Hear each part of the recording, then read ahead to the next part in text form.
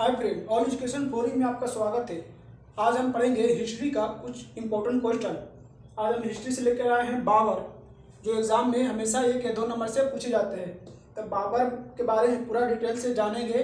उसकी माँ का नाम, पिता का नाम, कौन सी लड़ाई कितने ईस्वी में लड़ी गई थी। देखिए, सबसे पहले बाबर का देखेंगे शासनकाल। तब बाबर का शासनकाल है 1526 से लेकर 1530 ईस्वी तक। बाबर का शासनकाल है 1526 से लेकर 1530 ईस्वी तक। यहाँ देखिए, मुगल सम्राट के स्थापना किसने किया था। अगर आपसे पूछे मुगल सम्राट का स्थापना किसने किया था तो वो बाबर हो जाएगा। ये मुगल सम्राट का स्थापना बाबर ने किया था। उसके बाद ये देखिए, बाबर ने पानीपत के प्रथम युद्ध 21 अप्रैल 1526 में। पानीपत के प्रथम युद्ध कब हुआ था तो 21 अप्रैल 1526 में इब्राहिम लोदी को हराया था। और किसके बीच हुआ था तो बाबर और इब्राहिम लोदी के बीच पानीपत के प्रथम युद्ध हुआ था। इसमें इब्राहिम लोदी की हार हुई थी, तो इसको भी आप याद रखना है। यहाँ देखिए, भारत ने मुगल सम्राट की नींव डाली। भारत में ये युद्ध के बाद, पानीपत के प्रथम युद्ध के बाद बाबर ने भारत में मुगल सम्राट की नींव रखी थी। तो ये भी याद रखेंगे, कौन सा युद्ध के बाद बाबर ने भारत में मुगल सम्राट की नींव रखी थी। तो आप सबको बताना है, पानीपत के प्रथम युद्ध के बाद बाबर ने मुगल सम्राट की नींव रखी थी। चलिए नेक्स्ट फैक्ट देखते हैं, बाबर का जन्म कब हुआ था। तो बाबर का जन्म 1483 ईस्वी में फरगना में हुआ था। बाबर का जन्म था 1483 ईस्वी में फरगना में हुआ था। अब बाबर के पिता का नाम, अगर आपसे पूछे बाबर का पिता का नाम तो उमर शेख मिर्जा था। बाबर के पिता का नाम उमर शेख मिर्जा था। अब बाबर की माँ का नाम पूछे, बाबर की माँ का नाम, अब बाबर की माँ का नाम हो जाएगा कुतलुब निगार खां। कुतलुब निगार खां है बाबर के माँ का नाम, तो इसको भी आप याद रखना है। अब बाबर ने 1494 में फरगना का शासक बना। अगर एग्जाम में पूछे कि बाबर ने फरगना का शासक कब बना तो 1494 में। 1494 में बाबर ने फरगना का शासक बना था। तो 1494 आपको याद रखना है। ये देखिए, बाबर का भारत के विरुद्ध प्रथम अभियान 1519 में यूसुफ जाई जाति के विरुद्ध था। अगर एग्जाम में आपसे क्वेश्चन पूछे कि बाबर का भारत के विरुद्ध प्रथम अभियान कौन सी जाति के विरुद्ध था तो आपको बताना है यूसुफ जाई जाति के विरुद्ध था। बाबर ने भारत के विरुद्ध में प्रथम अभियान था 1519 में यूसुफ जाई जाति के विरुद्ध था। तो इसको भी आपको याद रखना है, यूसुफ जाई जाति के विरुद्ध था भारत का विरुद्ध प्रथम बाबर के। नेक्स्ट देखिए, बाबर ने तोपखाने का प्रयोग सबसे पहले भेरा अभियान में किया था। बाबर ने तोपखाने का प्रयोग भेरा अभियान में किया था, इसको भी आपको याद रखना है। नेक्स्ट देखते हैं, पानीपत के प्रथम युद्ध बाबर ने तुगलुका युद्ध नीति एवं तोपखाने का से युद्ध जीता था। ये भी क्वेश्चन हमेशा पूछे जाते हैं एग्जाम में कि तुगलुका युद्ध नीति किसने अपनाई थी तो बाबर ने तुगलुमा युद्ध नीति अपनाई थी।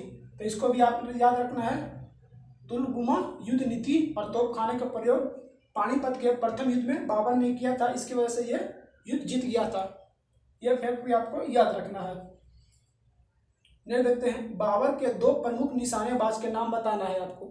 अगर एग्जाम में पूछे बाबर के 2 प्रमुख निशानेबाज कौन कौन थे तो इसका आंसर होगा उस्ताद अली एवं मुस्तफ़ा। उस्ताद अली था एवं मुस्तफ़ा था बाबर के 2 प्रमुख निशानेबाज। ये दोनों आपको याद रखना है, उस्ताद अली और मुस्तफ़ा बाबर के 2 प्रमुख निशानेबाज थे। नहीं देखिए, बाबर ने तुगलुमा युद्ध पद्धति उज़्बेकों से ग्रहण किया था।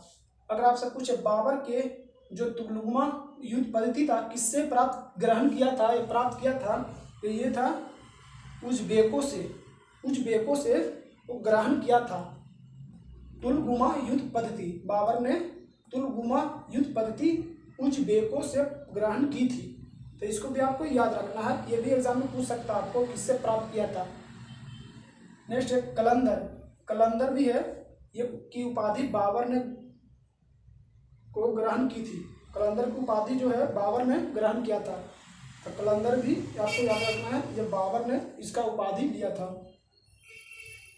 नेक्स्ट है देखिए, खानवा का युद्ध कब हुआ? तो पानीपत के प्रथम युद्ध के बाद 1526 ईस्वी में पानीपत के प्रथम युद्ध हुआ था। उसके एक साल बाद 1527 में खानवा का युद्ध हुआ। बाबर और रांगा सांगे के बीच खानवा का युद्ध 1527, बाबर और रांगा सांगा के बीच। चंदेरी का युद्ध 1528 में बाबर और मेदिनी राय के बीच। चंदेरी का युद्ध 1528 में बाबर और मेदिनी राय के बीच। नेक्स्ट देखिए, घाघरा का युद्ध। तो घाघरा का युद्ध हुआ था 1529 में बाबर और बंगाल बिहार की सेना के साथ हुआ था। ये संयुक्त सेना था मिलाकर, बंगाल और बिहार, ये इसको हार हुई थी इसका, बंगाल और बिहार सेना का, बाबर ने जीत गया था। तो इसको आपको याद रखना है। खानवा का युद्ध 1527 में, चंदेरी का युद्ध 1528 में और घाघरा का युद्ध 1529 में।